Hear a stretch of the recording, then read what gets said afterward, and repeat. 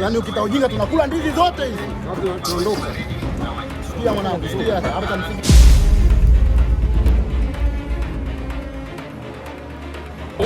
Fanya hivi tunakosea. Mungu wewe ukate kama vipi? Shalom, shalom, shalom, shalom. Tumsifu Yesu Kristo.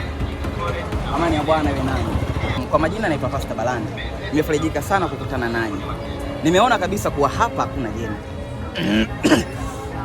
Lakini ningependa mumpe kijana haki yake ya kimsingi.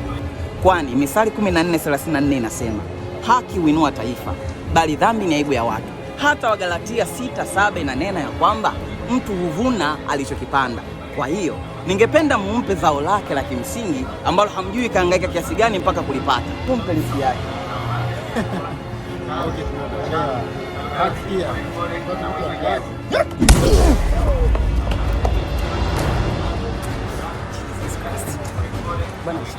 Kuna kazi ya kimungu, kuna maneno ambayo Mungu Baba atamfanyia. Kuna vitu vya kumwachia Mungu, ile hiki na dili nacho mwenyewe.